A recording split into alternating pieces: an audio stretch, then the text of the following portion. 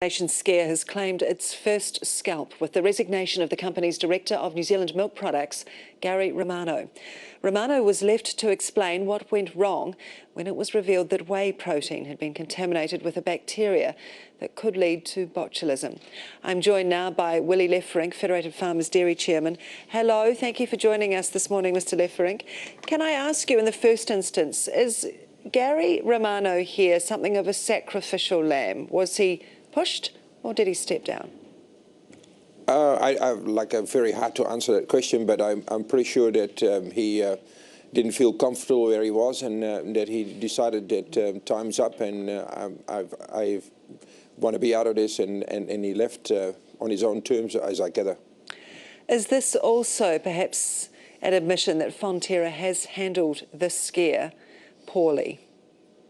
Oh, I don't want to say that they handled this poorly. I think once they knew what they were in for, they decided to act, and they didn't want to have turned this into a scandal where they had to admit if there was, imagine there would have been dead babies or infants, and the Fonterra wouldn't have said anything, and they would find out that that this was a result of infant formula.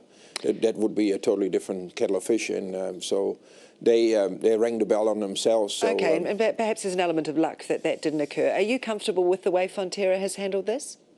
So far, yes. Oh, everybody in an enormous case like this will make some clinical mistakes.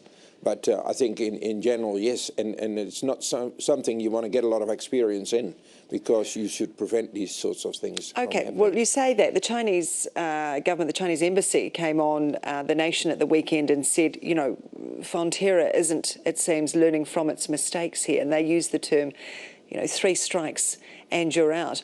To what degree could Gary Romano's resignation be, in essence, to appease the Chinese government? Because we know that at a government level, China likes to see heads roll when something like this happens. Yes, but I don't know if that is the case. Maybe, like as Gary, you have to talk to Gary himself to find those answers. We only can guess.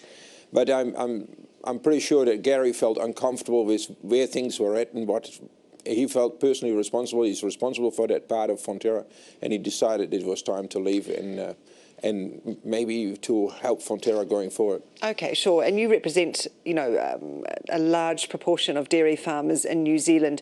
Do you think they will be accepting of this resignation and think it's the right thing to do? I think they do. They're very sad to see him go. He was very popular with the farmers. He probably you know, worked very hard for the business and got the results we wanted. So you know, most farmers will be sad to see him go. What more does Fonterra now have to do you think? Follow the inquiry, and there's 4 inquiries currently going. So if that doesn't lead to some answers, then I will be very disappointed. Yeah, it's quite intriguing actually, 4 inquiries. Is that 3 too many, do you think? No, there's different levels of inquiries. Some look at the governance structure, some look at the of the technical aspects of the whole issue, and some look at the personal effects of it.